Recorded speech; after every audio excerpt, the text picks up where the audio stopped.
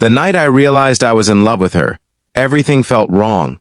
Not just complicated, wrong in a way that made my chest tighten and my thoughts spiral. Because she wasn't just anyone, she was her, the girl I had watched grow up, the one who used to run around in mismatched shoes and laugh with scraped knees and messy hair.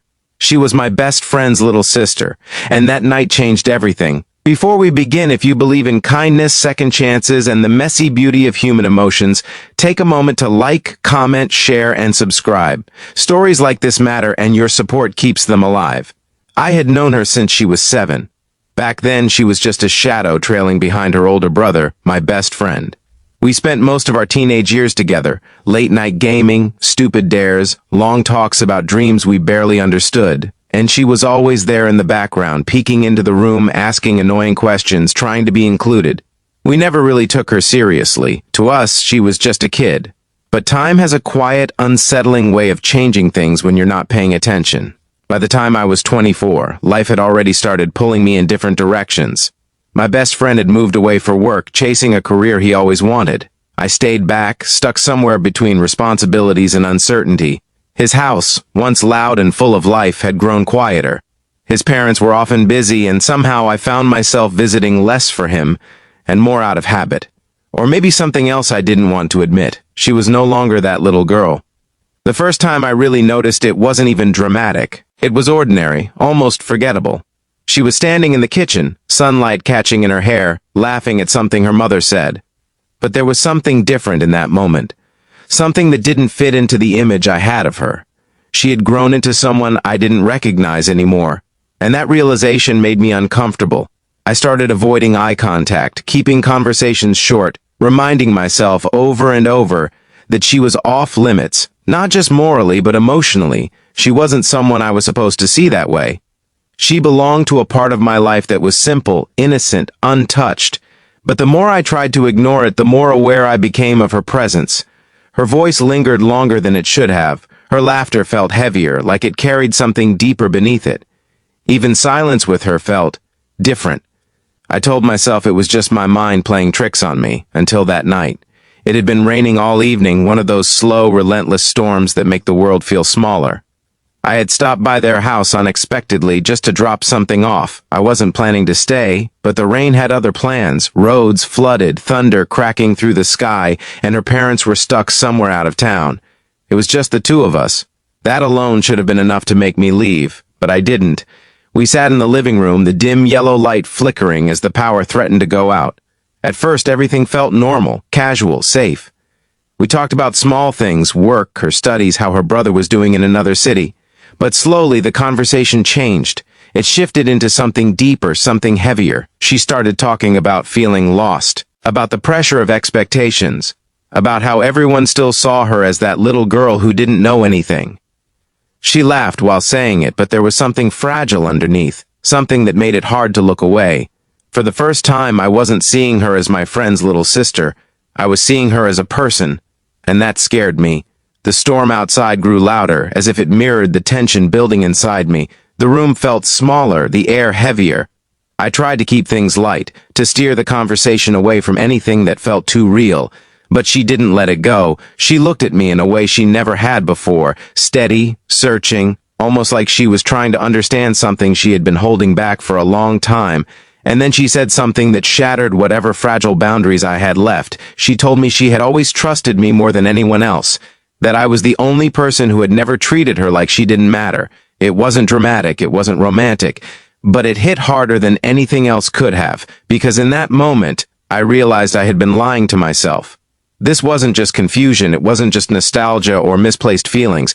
It was real, and I didn't know what to do with it. The power went out shortly after, plunging the room into darkness. For a few seconds, neither of us moved. The only sound was the rain and our breathing, too loud, too close. I remember thinking, this is where everything changes. And it did, not in a sudden, explosive way, not in something you could easily point to and say, this was the moment, but in something quieter, deeper. Something that settled into my bones and refused to leave. We sat there in the dark, talking more honestly than we ever had before, about fears, regrets, things we never said out loud. And somewhere in between those words, something shifted between us. something irreversible. By the time the lights came back, nothing felt the same. I left soon after. But I didn't leave that night behind. The days that followed were unbearable in a way I hadn't expected. Everything felt normal on the outside, but inside, I was constantly at war with myself. I tried to distance myself again, convincing myself that it had just been a moment, a temporary lapse in judgment caused by the storm, the darkness, the vulnerability. But deep down, I knew better. You don't just forget something like that. You don't unfeel what has already taken root. And the worst part was, I didn't know if she felt it too. We didn't talk about that night. Not directly, but there was a new tension in every interaction, a quiet awareness that lingered beneath even the simplest conversations. Sometimes our eyes would meet for a second too long, and it felt like everything we weren't saying was louder than anything we could. It was confusing, painful, beautiful in a way I didn't want to admit. I started pulling away again, not because I didn't care, but because I cared too much. I told myself I was protecting something, my friendship, her future, the version of life that made sense. But the truth was simpler than that. I was afraid of crossing a line I couldn't come back from, afraid of losing everything, and maybe, most of all, afraid that I wasn't wrong, that what I felt wasn't temporary, that it wasn't something I could just walk away from. Weeks passed like that, and then one day she stopped reaching out. No messages, no casual check-ins, no accidental encounters. At first I told myself it was for the best, that this distance was necessary. But slowly that silence started to feel heavier than anything else. Because losing her, even like this, felt worse than the confusion I had been running from. That's when I realized something I should have understood much earlier. Some connections don't fit into neat categories. Some feelings don't follow rules. And sometimes, the hardest part isn't deciding what's right or wrong. It's deciding what you're willing to lose. I went back to her house one evening not knowing what I would say, not knowing if I even had the right to say anything. But I knew I couldn't keep pretending that none of it mattered. She opened the door, and for a moment, everything felt exactly the same, and completely different. There was a quiet sadness in her eyes, something that hadn't been there before. And that's when it hit me. This wasn't just my struggle, she had been carrying it too. Before we reach the ending, if this story has touched something inside you even a little, please like, comment, and share your thoughts. It truly helps more than you realize. And before the final moment, I have a small request. Comment the word understood if you've ever felt something you couldn't explain, something that changed you forever.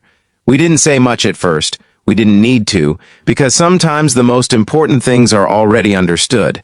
I don't know what the future holds for us.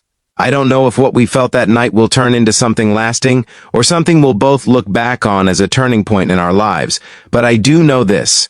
That night didn't just change how I saw her. It changed how I saw myself. It forced me to confront feelings I didn't want, truths I wasn't ready for, and choices I couldn't avoid. And maybe that's what makes it so unforgettable. Not the romance, not the tension, but the honesty. Because sometimes, the most powerful moments in life aren't the ones that give you answers. They're the ones that leave you asking questions you can't ignore. And maybe, just maybe, that's where real change begins.